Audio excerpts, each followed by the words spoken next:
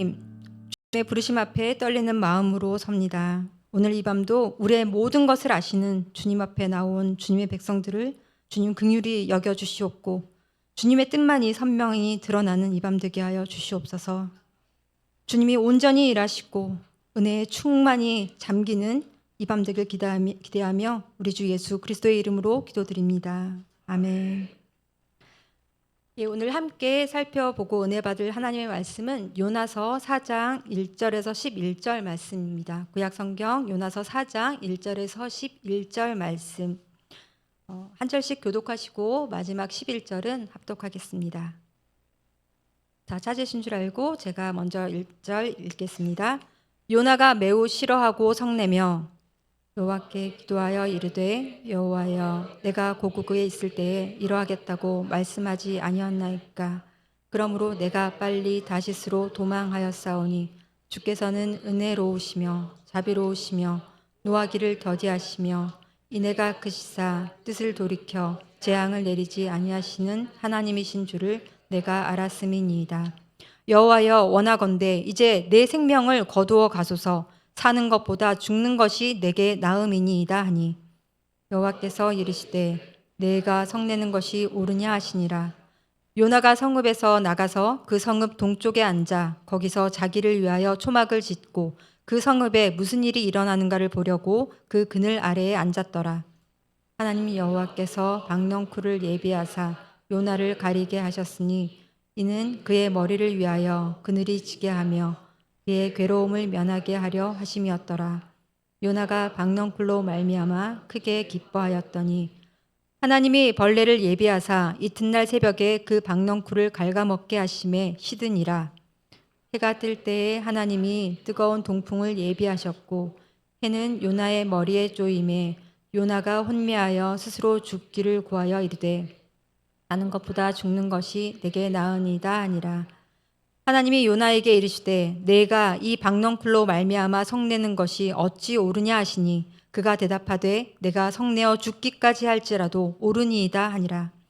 여호와께서 이르시되 내가 수고도 아니하였고 재배도 아니하였고 하룻밤에 났다가 하룻밤에 말라버린 이 박넝쿨을 아꼈거든. 함께 읽겠습니다. 하물며 이 큰 성읍 니느웨에는 좌우를 분변하지 못하는 자가 12만여 명이요 가축도 많이 있나니 내가 어찌 아끼지 아니하겠느냐 하시니라. 아멘. 네, 올해 수요 기도회는 그리스도 중심 성경 읽기 본문으로 진행되고 있는데요. 현재 우리는 소선지서를 지나고 있습니다. 오늘 밤에는 12권의 소선지서 가운데 요나서를 살펴보려고 하는데요. 상대적으로 요나는 이 소선지서들 가운데서도 비교적 잘 알려져 있고 저희 친숙한 책 중에 하나입니다. 더사랑교회도 작년 특세 때 요나서를 가지고 담임 목사님과 함께 큰 은혜 나눈 줄로 알고 있습니다. 그런데 왜 또 이 본문을 갖고 나왔을까요?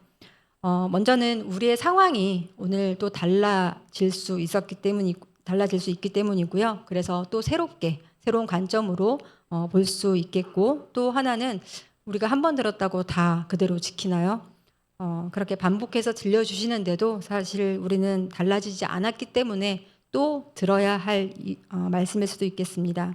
또 무엇보다도 이 요나가 우리의 관심을 끄는 것은요, 대부분 다른 선지자들의 목소리가 굉장히 이렇게 서리빨같이 아주 차갑고 매우 격앙된 톤으로 고함을 지르는 것 같아서 때로는 귀를 막고 싶을 때가 있습니다. 요나서라는 이야기는 그에 비해서 이야기라는 형식을 통해서 듣는 사람으로 하여금 좀 덜 긴장하게 만드는 것 같아요. 저도 어렸을 때 이제 새 학기가 되면 교과서를 받아오잖아요. 그러면 국어 교과서에서 맨 처음 소설을 찾아봅니다. 이야기를 읽고, 그리고 이제 대본, 극본 같은 게 있으면 그것도 읽어보고요. 이렇게 이야기를 먼저 읽었는데 이제 논설문, 설명문 이런 것과는 다른 이야기만의 매력이 있죠. 요즘은 저도 이제 그렇게 하지는 못하지만 아이들이 어렸을 때는 매주 주일날 아이들과 함께 가정 예배를 드렸습니다. 근데 종종 그렇듯 그날도 가정 예배를 드린다고 식탁 앞에 둘러 앉았는데 제 뜻대로 움직이지 않는 우리 아이들 때문에 그만 폭발하고 말았습니다. 도저히 그런 마음으로 그런 분위기에서 예배를 찬양을 하고 예배를 드릴 수가 없더라고요. 예배를 드리자고도 못하겠고 오늘은 못 드리겠다고도 못하겠고 어떻게 수습해야 할지 몰라서 정말 아무 말도 못하고 한동안 모두들 그 애꿎은 식탁만 막 이렇게 노려보고 있었는데 문득 이번 유치부 어린이부 그 여름 성경학교 주제처럼 예수님이라면 이런 상황에서 어떻게 하셨을까 이런 생각이 떠올랐습니다. 그래서 아이들한테 용기를 내서 물었습니다. 예수님이라면 이럴 때 어떻게 하셨을까? 또 잠시 침묵이 흘렀습니다. 그때 둘째가 그러더군요. 이야기를 들려주셨을 것 같아. 와, 그때 한 줄기 빛이 쫙 비치는 것 같았어요. 진짜 그랬을 것 같더라고요. 무슨 이야기를 들려주셨는지는 잘 모르겠지만, 너 왜 이렇게 했어? 내가 그렇게 하지 말라 그랬지. 일일이 잔소리하고 호통치는 대신 예수님은 아주 긴장되고 또 심각해지는 그런 상황에서도 종종 이야기를 들려주시고 그 이야기라는 거울에 우리를 이제 우리 각자가 자신의 모습을 발견할 수 있도록 해주셨습니다. 물론 때로는 잘이란 게 뭐 말로 대충 퉁치지 않고 우리가 지난 학기에 살펴봤던 것처럼 요한계시록 그 소아시아 7교회 주신 말씀처럼 무엇이 잘못되었고 무엇이 잘했는지 이런 잘잘못을 하나하나 구체적으로 또 지적해 주시고 때로는 따끔하게 아주 눈물 쏙 빼도록 호통을 쳐야 우리가 알아먹을 때도 있긴 하지만 예수님은 자주 이런 비유, 이야기로 우리를 초대하시고 이야기 속에서 우리의 자리를 발견하게 하십니다. 그래서 주일학교 어린아이들한테도 사실 선지서는 잘 설교하지 않는데 이 다니엘서와 함께 요나서는 아주 주일학교 단골 본문 중에 하나입니다. 오늘 이 밤도 주님은 우리에게 그렇게 이야기를 통해서 우리에게 넌지시 들려주고 싶으신 이야기가 있는 것 같습니다. 아마도 그리스도 중심 성경 읽기로 지금 이제 선지서에 귀를 기울이고 계신 분들이라면 더 이상 찌를 데도 없을 정도로 양심이 찔려서 멍투성일 수도 있겠는데요. 오늘은 교만하고 어리석고 때로 뻔뻔하고 악한 우리의 실체를 이렇게 드러내어서 우리 면전에 낱낱이 드러내지 않으시고 짐짓 모른 척 요나라는 독특한 선지자를 통해 들려주시는 말씀을 듣고 주님께 솔직한 기도로 반응하는 오늘 은혜의 밤이 되길 소망합니다. 오늘은 4장으로 구성된 요나 이야기의 마지막 장을 중심으로 살펴볼 텐데요. 우리 드라마를 보면 지난 줄거리가 이어져야 되죠. 지난 줄거리를 잠깐 살펴볼 필요가 있을 것 같습니다. 요나는 북이스라엘에서 활동한 선지자로 니느웨에 가서 말씀을 전하라는 하나님의 부르심을 받습니다. 하지만 어떻게 했죠? 싫다고 도망을 가죠. 니느웨로 가려면 이스라엘에서 이제 북동쪽으로 가야 되는데 이와는 반대 방향으로 가는 배를 타고 멀리 도망칩니다. 그런데요, 선지자가 뭔가요? 선지의 아들이 아니고 선지자는 하나님께서 주신 말씀을 사람들에게 전하고 그 말씀에 순종하도록 부름받은 사람이잖아요. 그런데 이 선지자가 하나님의 말씀을 안 듣습니다. 뭐 이런 선지자가 다 있나 싶습니다.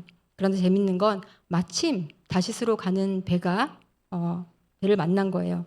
하나님의 뜻이 아니면 막으셔야 하는 것 같은데 하지만 곧 풍랑을 만나죠. 큰 풍랑을 만납니다. 요나는 자기 때문에 큰 풍랑이 이렇게 일게 된 거라면서 그걸 알면서도 뱃사람들로 하여금 자기를 바다에 빠뜨리게 하죠. 심청이처럼 자기 한 몸 바쳐서 아버지의 눈을 뜨게 할 수 있다면 기꺼이 죽어도 좋다고 그렇게 물에 빠진 게 아니라 하나님이 말씀하신 대로 니느웨에 가서 하나님의 말씀을 전하느니 차라리 죽겠다. 그리고 물에 빠지는 거죠. 왜 그랬을까요? 니느웨는 아수르의 수도입니다. 요나가 활동하던 그 여로보암 2세 때 그 당시 아수르 제국의 힘이 조금 약해지긴 했지만 이스라엘은 아수르에게 지금까지 계속 오랫동안 조공을 바쳐왔고요. 그럼 아수르가 어떻게 했겠어요? 갑질을 했겠죠. 잔악하고 포악하기로 유명한 나라입니다. 종교적, 정치적, 사회적으로 일일이 간섭을 하고 이스라엘을 압박하고 괴롭혀 왔습니다. 요나는 이 원수 같은 나라에 말씀을 전하라고 부름을 받았던 거죠. 내일 모레가 일제강점기 35년 그 식민지하에서 우리 조국이 해방된 날을 기념하는 광복절입니다. 우리도 이스라엘과 같은 이 비슷한 그런 아픔의 역사를 공유하고 있어서 우리가 일본에 느끼는 이제 기본 정서가 있잖아요. 이것과 비슷한 것 같습니다. 말하자면 우리로 치자면 그러니까 일제 강점기 때 일본에 가서 복음을 전하라라는 부름을 받은 거죠. 혹은 이게 너무 먼 역사라면 저놈은 당장 지옥에 보내도 분이 안 풀릴 것 같은데 그런 사람에게 복음을 전하라 하나님께서 말씀하신 겁니다. 지금 여기는 워낙 천사들만 앉아 계셔갖고 전혀 공감을 못 하시는 것 같은데 요나가 이렇게 가기 싫은 게 저는 인간적으로 아주 충분히 이해가 됩니다. 하지만 하나님도 만만치 않게 이렇게 집요하시죠. 요나는 문자 그대로 죽어라 하나님의 명령에 불순종하지만 하나님께서는 큰 물고기를 예비하시고 요나는 그 물고기 뱃속에서 3일을 지낸 후 다시 살아나서 하는 수 없이 니느웨에 가서 하나님의 말씀을 그 심판의 경고를 전합니다. 니느웨는 사흘이나 걸어야 하는 큰 도시였는데도 요나는 겨우 하루 동안 건성으로 하나님의 말씀을 전하죠. 이제 40일이 지나면 니느웨가 무너지리라. 하지만 그것뿐이고요. 그러니 회개하고 돌아와라 이런 말씀도 없어요. 이런 말도 덧붙이지 않고 정말 그대로 몽땅 망해라 라는 심정으로 이 말씀을 전한 겁니다. 그런데 아이러니는 이렇게 성의 없는 요나의 경고에도 니느웨가 회개하는 놀라운 일이 일어난 거죠. 가족이나 가까운 사람을 전도해 본 사람은 압니다. 전도하는 게 얼마나 힘든지, 이렇게 회개에 이르기까지가 얼마나 힘든지. 그런데 요나는 이 건성건성 전한 이 하나님의 말씀의 선포로 왕부터 니느웨 온 백성에 이르기까지 온 성읍이 옷을 찢고 회개하는 놀라운 역사가 일어나는 거죠. 이쯤 되면 어떤가요? 아, 내가 열심을 최선을 다했기 때문에 하나님의 역사가 일어나는 게 아니구나. 내가 죽도록 버틴겨 봤지만 결국 하나님이 뜻하신 바는 이루어지는구나 깨달아야 했었죠. 하지만 요나는 어떻게 반응하죠? 네, 이럴 줄 알았습니다. 그러니까 내가 안 하겠다고 한 거 아니에요. 하고 하나님께 되레 화를 내고 따집니다. 하나님의 선하심과 하나님의 인자하심, 그 크신 인애가 못마땅한 거죠. 오늘 본문 1절에서 3절 제가 읽어드리겠습니다. 요나가 매우 싫어하고 성내며 여호와께 기도하여 이르되 여호와여 내가 고국에 있을 때 이러하겠다고 말씀하지 아니하였나이까. 그러므로 내가 빨리 다시스로 도망하였사오니 주께서는 은혜로우시며 자비로우시며 노하기를 더디하시며 인애가 크시사 뜻을 돌이켜 재앙을 내리지 아니하시는 하나님이신 줄을 내가 알았음이니이다. 여호와여 원하건대 이제 내 생명을 거두어 가소서. 사는 것보다 죽는 것이 내게 나음이니이다 하니. 이거는 이제 경건하게 읽을 부분이 아닙니다. 그죠? 하나님, 이제 저는 이 꼴 저 꼴 다 보기 싫습니다. 그냥 절 죽여주세요. 이렇게 불경스러운 선지자가 어디 있을까요? 그러고 보면 요나서에서는 제일 하나님을 거부하고 제일 하나님을 경외하지 못하는 불경스러운 자가 바로 이 요나 선지자입니다. 아니, 요나서에서는 요나 선지자를 제외한 모두가 하나님을 두려워하고 하나님의 말씀에 순종합니다. 하나님의 말씀을 전하는 선지자라는 사람은 하나님을 두려워하지도 않고 하나님의 말씀에 순종도 회개도 없고 하나님께 구해달라고 기도하느니 차라리 물에 빠져 죽는 편을 택하는데 요나를 태우고 다시스로 가는 배에 함께 탔던 이방 벳사람들은 또 니느웨 사람들은 오히려 하나님을 경외하고 즉각 그 말씀에 두려워 순종합니다. 그러면서도 요나는 뭐라고 하죠? 요나가 1장 9절에서 벳사람들에게 자신을 이렇게 소개합니다. 그가 대답하되 나는 히브리 사람이요 바다와 육지를 지으신 하늘의 하나님 여호와를 경외하는 자로다. 경외라는 말의 뜻을 우리가 잘못 알고 있나요? 이 요나의 행동이 정말 하나님을 경외하는 사람인가요? 하나님의 말씀을 따르지 않기 위해 다시스로 가는 배에 타고 가면서 하는 요나의 이 말이 너무너무 뻔뻔합니다. 어이가 없습니다. 이방인들을 구원하기 위해서 보낸 선지자인데 걸핏하면 자기는 죽으려고 하고 오히려 이방인들이 그를 구하려고 열심히 육지로 배를 돌리려고 애를 씁니다. 바다에 던져졌다가 하나님께서 준비한 큰 물고기 뱃속에 들어가서 요나가 한 기도가 있죠. 그 기도도 자신이 하나님께 불순종해서 이런 고난을 당하게 됐는데도 자신에 대한 회개는 정말 1도 없습니다. 하나님의 말씀을 거부하고 물에 빠진 자신을 하나님의 물고기 뱃속에서 건져주셨는데도 여전히 자기 의만 드러내고 있죠. 좀 역겹더라고요. 물고기도 그런 요나가 역겨웠던 것 같아요. 그래서 표현하기를 물고기가 요나를 토해버렸다고 하잖아요. 그리고 다 아시는 것처럼 니느웨는 회개하고 구원을 받는데 정작 그 구원의 도구로 부름받은 그렇게 쓰임받은 요나는 하나님께 성내며 못 살겠다고 투정을 합니다. 이 하나님께서 요나에게 묻습니다. 4장 4절입니다. 여호와께서 이르시되 내가 성내는 것이 옳으냐 하시니라. 이렇게 되자비처럼 어디서 많이 본 장면 같지 않나요? 누가복음 15장 그 유명한 돌아온 탕자 이야기의 마지막 장면이 기억나시죠? 그런데 그 이야기도 잃어버렸다 찾은 둘째 아들보다 집안에 있던 맏아들, 즉 하나님의 말씀을 누구보다 잘 지키고 백성들에게 하나님의 말씀을 가르친다는 예루살렘의 종교 지도자들에게 들려주신 이야기였습니다. 누가복음 15장 1절에서 3절 제가 읽어드리겠습니다.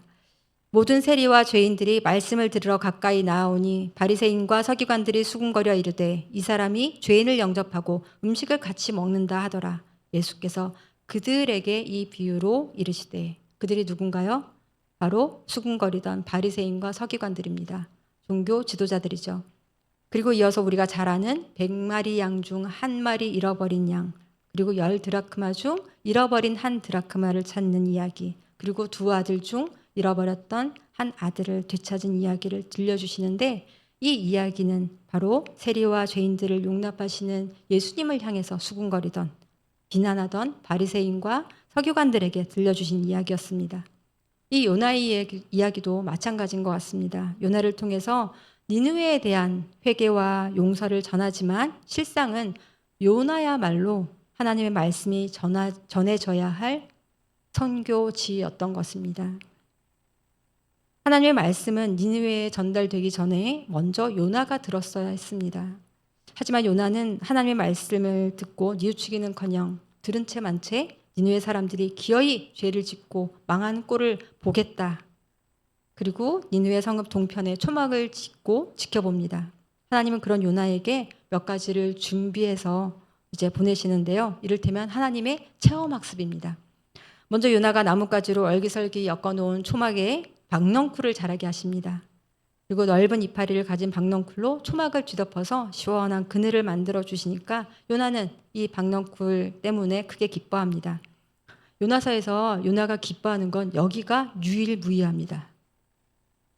요나가 기뻐한 게 뭐 때문이라고요? 니느웨에 잃어버린 한 영혼이 돌아오는 것을 기뻐하는 것이 아니라 자신에게 그늘을 만들어준 박넝쿨요. 그런데 그 기쁨도 잠시 이튿날 새벽에 하나님께서는 이번에 벌레를 준비하셔서 또 보내셔서 벌레가 그늘을 만들어주던 그 박넝쿨을 다 갉아먹어서 다 시들게 하니까 또 뜨거운 바람까지 동풍까지 불자 뜨거운 태양 아래 기진맥진해진 그 요나가 또다시 죽기를 구합니다. 이 정도면 병인 것 같아요. 이방인 뱃사람들도 폭풍 속에서 생명을 구하기 위해서 하나님을 찾고 니느웨 사람들도 심판을 두려워하면서 회개하며 나아오는데 요나 선지자는 걸핏하면 죽겠다고 합니다. 진짜 하나님의 말씀을 듣고 구원받아야 할 사람들은 이방인들이 아니라 바로 요나 선지자 아닌가 싶습니다. 하나님은 이렇게 해도 깨닫지 못하는 요나에게 다시 한번 묻습니다. 물론 이 질문은 질문의 형식을 갖췄지만 사실은 궁금해서 묻는 질문이 아니라 하나님의 메시지를 강조하는 수사학적인 질문이라고 하죠. 요나 4장 9절 함께 읽겠습니다.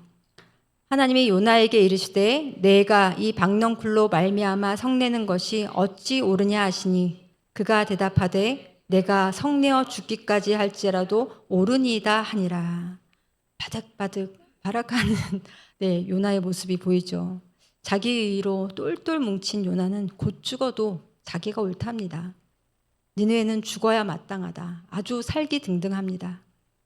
아무리 옳아도 이렇게 자비와 긍휼을 잃어버린 신학은 인간들의 고통과 필요에 관심을 보이지 않고 사람을 살리는 것이 아니라 오히려 죽일 때가 많습니다. 이건 신앙도 아니고 신학도 아니고 신악이 아닐까 싶습니다.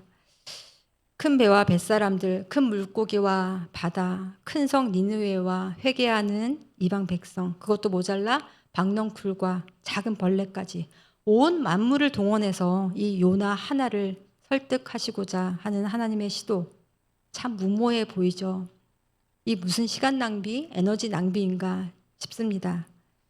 나를 보내소서 하는 순종적인 그런 선지자가 얼마나 많았을까요? 그런 경건한 선지자들도 많았을 테고 굳이 이 요나가 아니더라도 능히 돌둘러도 아브라함의 자손이 되게 하실 수 있는 하나님께서 왜 이 정말 지지리도 말 안 듣는 고집센 요나 한 사람을 포기하지 않고 이렇게 붙잡으시는 걸까 싶습니다. 6절을 함께 읽겠습니다. 하나님 여호와께서 박넝쿨을 예비하사 요나를 가리게 하셨으니 이는 그의 머리를 위하여 그늘이 지게 하며 그의 괴로움을 면하게 하려 하심이었더라. 요나가 박넝쿨로 말미암아 크게 기뻐하였더니. 그래서 괴로움이라고 번역된 히브리어 단어는 우리가 선악과 선악 할 때 그 악에 해당하는 말입니다. 화 자체가 잘못된 것은 아니죠. 하지만 해가 지도록 분을 품지 말라는 경고대로 오랫동안 분을 품고 있는 것은 자칫 악행으로 이어지기 쉽고 무엇보다 그 화내는 그 마음이 괴롭습니다. 누가 보아도 잔혹무도하고 하나님으로부터 떠나 있는 니느웨뿐만이 아니라 그들을 구원하시려는 하나님의 긍휼과 인자를 폄훼하면서 이 화가 잔뜩 나 있는 요나의 마음도 천국이 아닐 것입니다. 요나 한 사람도 결코 악에 빠지지 않도록 그 악에서 건져 주시려는 하나님의 섬세한 배려입니다. 맞습니다. 하나님은 이렇게 죄로 시커먼 12만 명의 니느웨 백성도 자신의 의로 벌겋게 달아오른 요나 한 사람도 결코 포기하지 않으시는 하나님이십니다. 하나님은 니느웨가 회개하고 돌아올 때 아무 조건 없이 용서하시고 또 이 한 사람 요나도 크신 은혜로 인내하고 기다리고 계시는 은혜로우시며 자비로우시며 노하기를 더디하시며 인애가 크시사 뜻을 돌이켜 재앙을 내리지 아니하시는 그 하나님이 맞습니다. 하지만 요나는 입으로는 이렇게 말하면서도 그런 하나님을 알지 못하는 것 같습니다. 아니, 요나만 모릅니다. 이 드라마를 보는 이 이야기를 듣는 우리는 답답하죠. 하지만 은혜로우시며 자비로우시며 노하기를 더디하시며 인애가 크신 이 하나님께서 한 번 더 요나에게 묻습니다. 세 번째 질문입니다. 요나서 4장 10절에서 11절 제가 읽어드리겠습니다. 여호와께서 이르시되 내가 수고도 아니하였고 재배도 아니하였고 하룻밤에 났다가 하룻밤에 말라버린 이 박넝쿨을 아꼈거든. 하물며 이 큰 성읍 니느웨에는 좌우를 분별하지 못하는 자가 12만여 명이요 가축도 많이 있나니 내가 어찌 아끼지 아니하겠느냐 하시니라.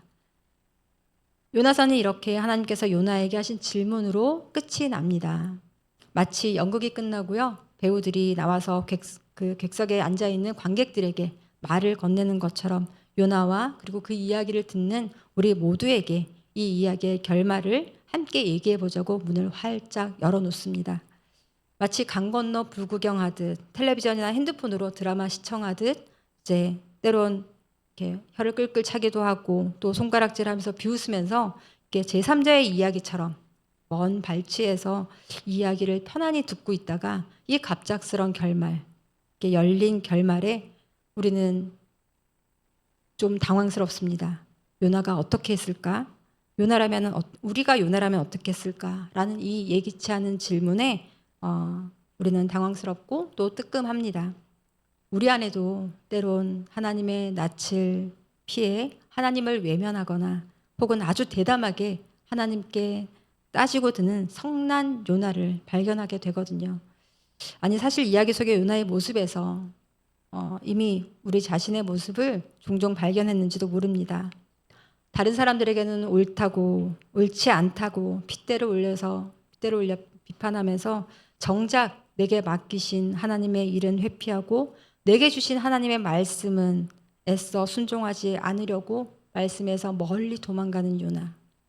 자신의 불의함에도 구원해 주신 은혜를 잊어버리고 이방인들을 용서하시고 구원하시려는 하나님의 은혜, 하나님 다움을 되레 비판하는 교만한 선지자 요나. 은혜로 예비하시는 하나님이 아닌 박넝쿨 그림자 같은 그런 사사로운 이익에 집착하며 일희일비하는 너무나 작고 가벼운 요나. 경건의 능력은 없으면서 경건의 흉내만 내고 있는 요나. 그 경건의 능력은 믿지 않으면서 입으로만 하나님을 말하는 요나. 하나님 이건 아니잖아요. 그래도 용서해야 되는 거 아는데, 사랑해야 되는 거 아는데, 하지만 그럼 공의와 정의는 무너져도 되는 건가요? 우리는 끝까지 하나님께 달려듭니다. 이렇게 따지는 이스라엘에게 하나님은 말씀하십니다. 요나야, 걱정 말아라. 내가 친히 사랑과 공의로 다스릴 것이다. 다만 너 자신은 그런 악에서, 그런 괴로움에 빠지지 말아라. 하나님은 그 요나에게 말씀하십니다. 어떻게 그럴 수 있을까요? 요나가 걱정하던 아수르는요, 나훔 선지자의 예언처럼 하나님이 심판하십니다. 그리고 마침내 요나 같은 우리에게 요나 같지 않은 예수님을 우리에게 보내주셨습니다. 자신의 몸을 던져 사랑과 공의를 십자가로 우뚝 세우시고 음부에 내려가시기까지 하나님의 부르심을 피하지 않고 순종하셔서 8일 만에 부활하시고 온전한 용서와 구원의 은혜를 선포하신 그 예수 그리스도. 내가 성내는 것이 옳으냐 물으시는 그 하나님 앞에 이 십자가를 붙들고 우리도 나아가기 원합니다. 우리의 의의가 아니라, 정말 우리의 의의가 아니라 하나님의 은혜로 회복되고 세워지는 우리 더사랑교회가 되기를 소망합니다. 그렇게 되길 바라며 우리 주 은혜임을 함께 부르시고 기도하도록 하겠습니다.